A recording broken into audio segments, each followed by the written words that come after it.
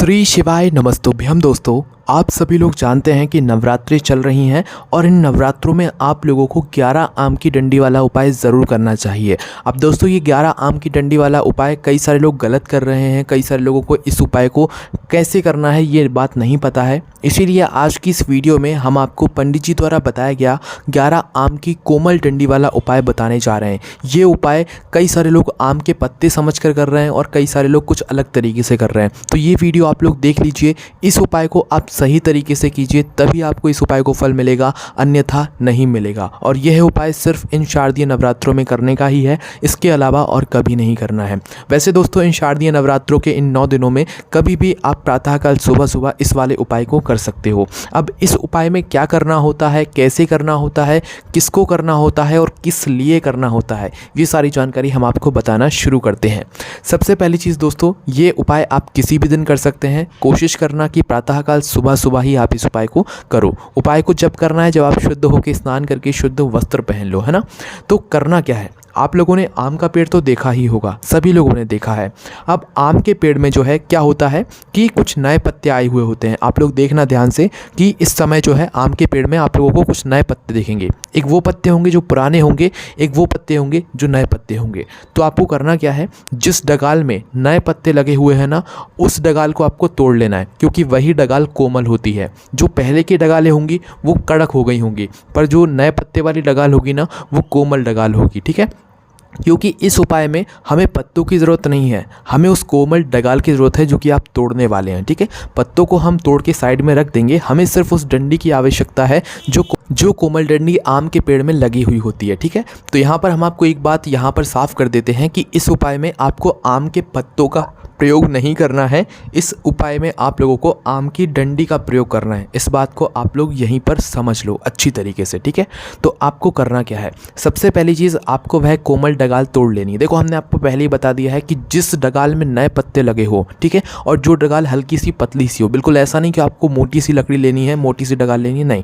जो हल्की सी पतली सी डगाल हो जिसमें नए पत्ते आ रहे हो, वो डगाल आपको तोड़ लेना है। बिल्कुल ऐसा भी नहीं कि बिल्कुल नए पत्ते ही आप लोग देख रहे हो, थोड़े वो पत्ते बड़े हो चुके हों और वो नए पत्ते साफ साफ अलग ही दिख जाते हैं, तो वो वाली डगाल आपको तोड़ना है इस उपाय के लिए। आपने अब डगाल तोड़ ली।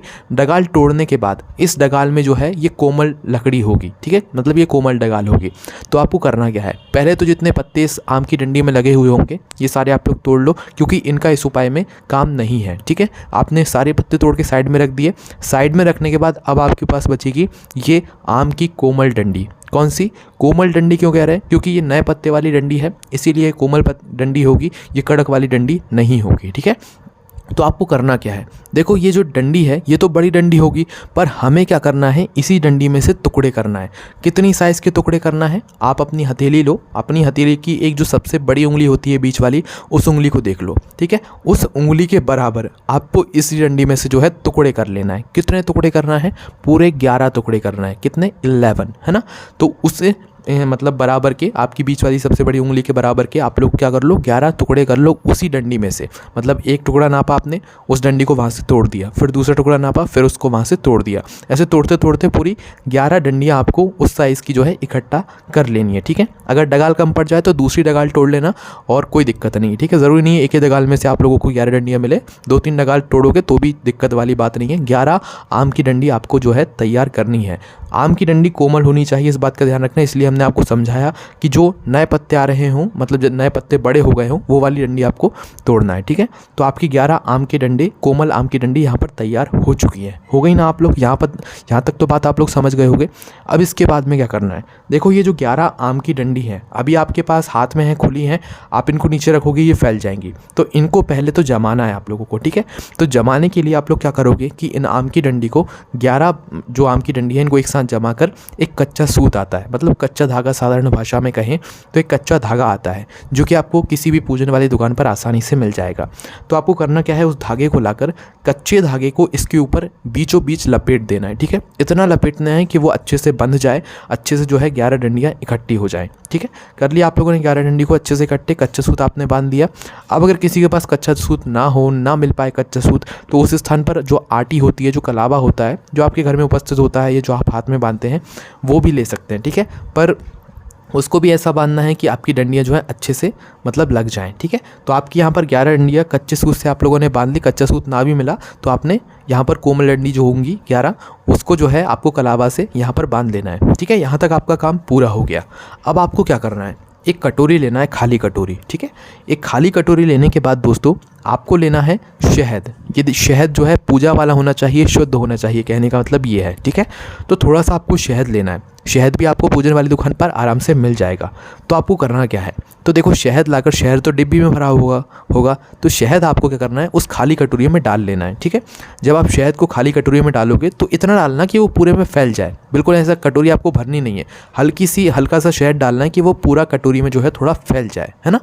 फैलने के बाद जैसे आपने कटोरी में पूरा शहद डाला, शहद डालने के बाद, और ज़रूरी नहीं है कि आप पूरा भी डालोगे, तो भी उपाय करने के बाद आप वापस से इसे शहद को मतलब इस्तेमाल में ले सकते हो, कोई दिक्कत वाली बात नहीं है, ठीक है।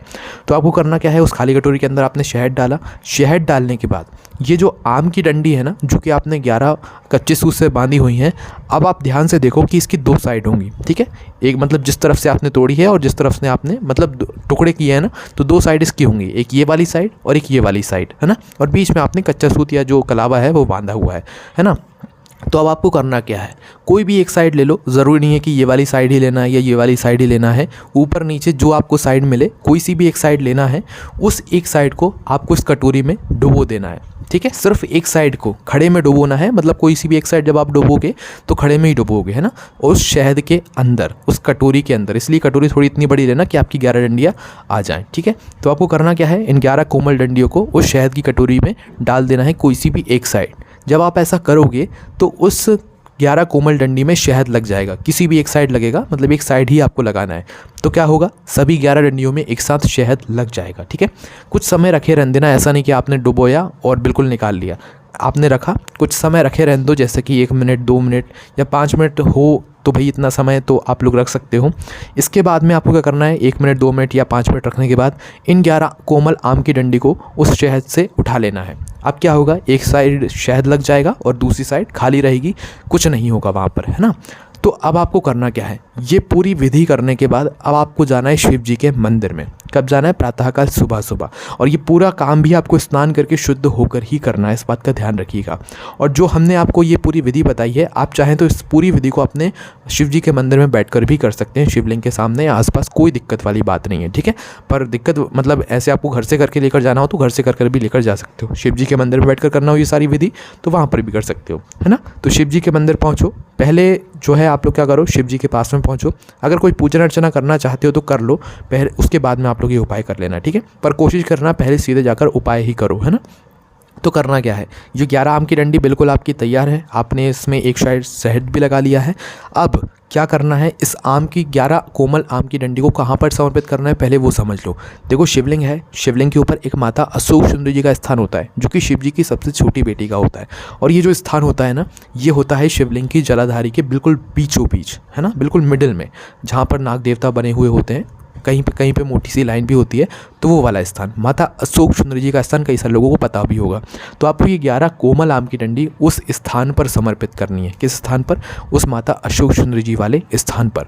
अब देखो कैसे समर्पित करनी है, ये ध्यान में रखने वाली बात है। देखो आपने एक साइड लगाया है शहद, कौन सा शहद लगाया है, जो आपने आपको बताया हुआ था, आम की इन 11 डंडियों की एक साइड आपने शहद लगाया हुआ है। तो ये जिस साइड आपने जो शहद लगाया हुआ है, ये जो भी एक साइड हो, आपने जिस भी एक साइड पर शहद लगाया हुआ है, ये साइड जो है शिवलिंग की तरफ होना चाहिए। क्योंकि जलाधारी के ऊपर जब आप ये डंडियाँ समर्पित करोगे तो एक साइड कोई सी शिवलिंग की तरफ होगी, तो जो शहद वाली साइड है वो शिवलिंग की तरफ होना चाहिए। मतलब जो शिवलिंग रखा हुआ है ना, उसकी तरफ वो साइड होना चाहिए जिस तरफ आपने शहद लगाया हुआ है, ठीक है।